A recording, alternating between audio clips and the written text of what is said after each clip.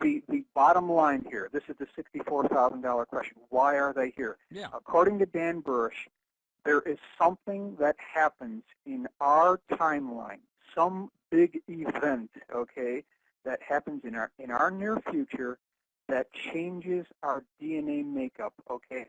And this J-Rod was suffering from a neurological neuropathy. There was a degenerative disease or a neuropathy that he was suffering. And so what he did is he came back to our time. He was a P45 J-Rod, so that means he was 45,000 years from our future. And he came back into our time in hopes that they could solve the neuropathy disease, fix it, so that when we got to their timeline, we would be fine. Generally, that's what we're talking about here. And the other point is that there's a big difference between an alien and an extraterrestrial. There's a big difference. That might sound weird. Okay. But no, that doesn't sound weird. That doesn't sound weird, but I still want to know what J-Rod stands for. Oh, yes. J-Rod had to do with the area that he came from and the keystroke on a key. That's the J on the keyboard. That's basically where they got the terminology from, because that was indicative of where he came from. And when he saw the J on there, it's a numerology symbolic representation of where he came from. Very strange. Okay, when we come back, I want to get into why Dan Burisch came forward. Why did he decide to come clean? And why is this man still alive? More of this amazing story with Michael Schratt. This is Ufonaut Radio, KPM 860. There are astronauts, and then there are ufonauts. You want answers? I want the truth! Now back to Ufonaut Radio. You can't handle the truth! Jesse Randolph on KPM 860. Well, it seems as though, well, there goes Dylan. He's bringing up the music for us. Are we on board? Heading for Area 51, listening to Neil Diamond. Right. There you go, Michael. We put you in the mood. So we're back here, back with Michael Schratt, talking about Dan Burisch, talking about the J-Rod. Why, first of all, how long did Dan claim he worked at this for?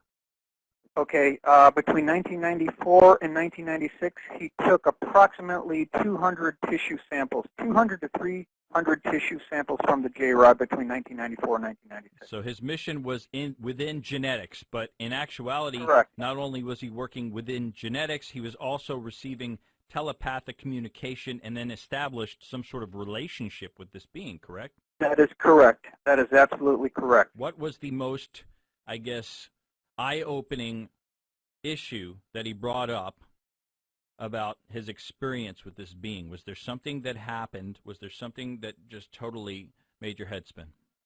I think just the fact that he, through a series of images, showed Dan his family back from his world.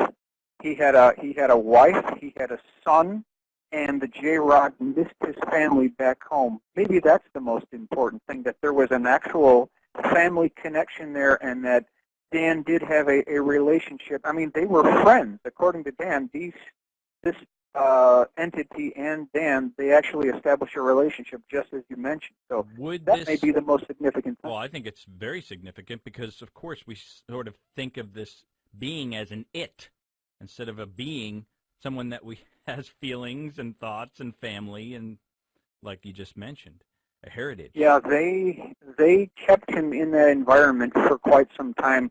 They had nicknames for the J-Rod. It was a very condescending type atmosphere. They called him Stumpy. They refused to let him have any clothes. So this was an oppressive society for this. Yeah, shockaroo. Shockaroo. Let me ask you this. So was guilt the reason? Actually, before I go there, I want to ask you something. If J-Rod was allowed to leave the installation, would he have been able to be, I don't know, picked up? That's a good question. I just don't know. I just don't know. They never let him. They never let him willfully go. That's for sure. So Burisch. That's for sure. The reason he came forward, was it because of guilt? Was it because he wanted to expose these atrocities? The reason that Dan came forward is because he was given authorization by Majestic to bring this information out to the public. It's been so long now, and perhaps they felt that the time had come. The vote was 7-4 with one abstention, and I think by now it is a significant majority of Majestic 12 that wants this information to come out, and so that's why Dan is coming out. I always ask people on the program, why you, if they're an abductee or someone bringing some fantastic message to the world? Why you? Why John Doe? Why Dan Burisch? Why would Majestic 12 pick Dan Burisch? And we're not going to make fun. Physically, he's kind of a short, mild-mannered guy. Like you said, he's very calm. He doesn't look threatening. Right. Okay, he doesn't look crazy. But why would they pick a guy that obviously isn't going to be all that charismatic and obviously not taken as seriously as others? And obviously it hasn't really resonated, because from what I can see, his story, as you agree with, has not been accepted very well, especially in the past few years. I think I can answer your question, and the answer is because Dan was and is a gifted microbiologist. This gentleman is a very intelligent person. He was a member of the Los Angeles Microscopical Society. He was the youngest member there. He was a dream kid. This gentleman was very smart. The government took an interest in him very early on. They knew he was intelligent. So by definition then, he was being groomed for this position at a very young age, because he was just a brain when it came to looking at slides and looking at genetic neurotopical type diseases. Okay. So I think that's the reason why he was groomed at an early age. So basically he didn't come forward because of guilt, but then he stopped working with the group and he left Area 51 at some point, correct? And if so, do we know what happened to J-Rod? Yes, I do know what happened to J-Rod, and if we have time, we can certainly get into that. Well, we can't leave us hanging about that, but okay, go ahead. Right. So let's move forward. We've talked about Neil Diamond. We've talked about the song "Coming to America." Now, the next thing, as you're approaching your landing pattern on final approach to Area 51, Bob Lazar never talked about this, as far as I know. I've never heard any reference to it. There is a ATC clearance to land that comes from Dreamland. Okay, the tower at Area 51. They give you a clearance, and it's called Pyramid, Pyramid, Pyramid. That is the clearance from ATC to land at Area 51. Okay, that's the call sign. Gotcha. Yep. Once you land, there are 3 ways that you're transported to Area S4. This comes from Dan Burisch personally. Number 1, you take a blue Air Force bus, which is the standard way to get there. Now, that is confirmed by Bob Lazar, because he said that as well, that he boarded a bus to get to Area S4. However, the other options are you take a U.S. Army black helicopter, or, as incredible as it may sound, and I found this very interesting myself, you take a Soviet Mi-24 Hind helicopter to get there as well. I don't think there's very many in the U.S. There can be only maybe 1, 2 at the max. So okay, bizarre. I found that part of this account very interesting, because I'm very certain that there are not many Hind helicopters in the United States. Okay, of America. Fair enough. But listen, we're running low on time, Mike, and I know I'm going to have you back on. It's a short show sometimes, especially on the Saturday night shows. But answer me this. Have you been able to find anyone to corroborate Burisch's story? The late Bill House. Tell me about it. A good portion of Dan's story, because there is we haven't even got into all the levels or anything, but there is something called level 4-1B. Okay, that's on 1 of Area S4, and the 1B is for the integrated equipment for the flight simulators, these devices. Okay. And that was confirmed by Bill House, and Dan Burisch was aware of this facility. So these 2 things, they dovetail together. So we have independent confirmation from the late Bill House indicating that there was such a 4-1B facility at S4, confirmed also by Dan Burisch. Okay, fair enough. Now, Dan Does he go on the record and talk about others within the program? First of all, I know he speaks about a whole bunch of programs going on at S4, and this is sure, yes. This is the underground installation. This is not the pictures you've seen, correct? This is within the mountain. There's an underground facility, correct? Yeah. See, that's the thing. Bob Lazar never said anything about other floors at S4. There are, according to Dan Burisch, 5 levels of Area S4. And this is something that Bob never talked about. He said that a white circle with a 41 and a black circle around it. But he never explained what that meant. Well, that might be, Mike, because he wasn't allowed access. I mean, you're talking about, like I said, he dealt with hardware. Burisch was dealing with stuff that is a lot more exotic, esoteric, and in my opinion would require a whole different kind of clearance level. We're talking about the real deal here. Now, look, we're running low on time. We got to get back into the humility part of this, the sensitivity issue, the humanity element to this, which is how many J-rods exist out there? Are there a bunch of these? We're seeing the event now. They were holding 66 or 94 people hostage, I forget how many, of these aliens. How many J-rods do you think are out there? Many. I don't know how many, but there are many. You've got P-45 J-rods, you've got P-24s, you've got P-52 Orions.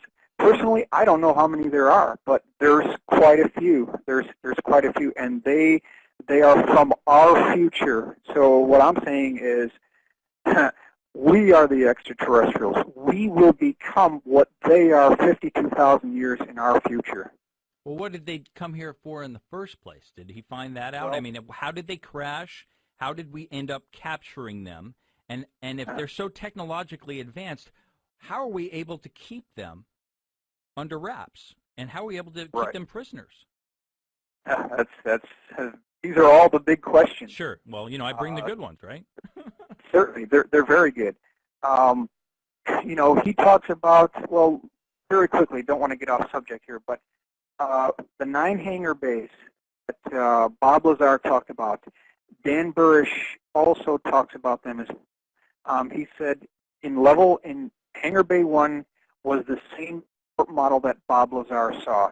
In hangar bay 2, we believe it's the identical craft, or it could be a man-made alien reproduction vehicle. Dan said that in hangar bay 3, there was the original Roswell craft, which was a P-24 craft. It was under a black tarp. Hangar bay 4 contained something called a P-52 Orion craft. Hangar bay 5 was empty. Hangar bay 6 included a man-made version of what was in hangar bay 3. It looked like a modified F-22. Sometime we'll get into that. The next hangar bay had a tarp-covered object that Dan does not know what it was. Okay, so this is stuff that he got to see in passing, or he was allowed access to all of this? Well, that has nothing to do with genetics. As you go along the catwalk at Area S4, which I don't think Bob was able to go on, if you look off to the left, you can see into the hangar bays as you're walking above the hangar bays going down this long hallway. And something we didn't mention is an orange 8-inch thick diagonal stripe that runs down the length of all these hallways in this facility. And when you look off to the left, you can see these hangar bays. Hangar bay 8 contained a black isosceles tricycle, triangular type vehicle. He believes that that is the only alien device in the facility. Okay, fair enough. Now, listen, extraterrestrial. We've got about a minute left here. I told you this was going to be a tough one to try to lay the foundation tonight. We did that, okay? Question for you quickly. Number one, I know you got to tell us what happened to J-Rod, and we're running out of time, so you're not going to have time to do that. We're going to let you hang with that one as a cliffhanger. Do you think Dan Burisch will come on this program with you one day? I think he might, yes. I think he'd be agreeable to it. Okay, let's try to make that happen. Michael, thank you so much for being on the program tonight. Like I said, we laid a foundation about what I think is probably one of the most controversial stories in ufology. People don't want this to be true, Michael. We both know that. People want to know what J-Rod stands for. Yes. J-Rod had to do with the area that he came from, and the keystroke on a key. That's the J on the keyboard. That's basically where they got the terminology from. Timeline, some big event, okay, that happens in our near future that changes our DNA makeup, okay.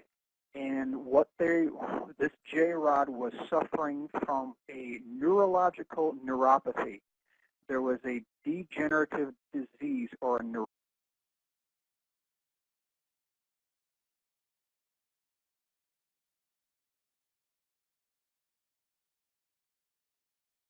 the bottom line here, this is the $64,000 question. Why are they here? Yeah. According to Dan Burisch, there is something that happens in our neuropathy that he was suffering. And so what he did is he came back to our time. He was a P45 J-Rod, so that means he was 45,000 years from our future. And he came back into our time in hopes that they could solve the neuropathy disease, fix it, so that when we got to their timeline, we would be fine. Generally, that's what we're talking about here. And the other point is that there's a big difference between an alien and an extraterrestrial. There's a big difference. That might sound weird. Okay. But No, that doesn't sound weird. Difference. That doesn't sound weird, but I still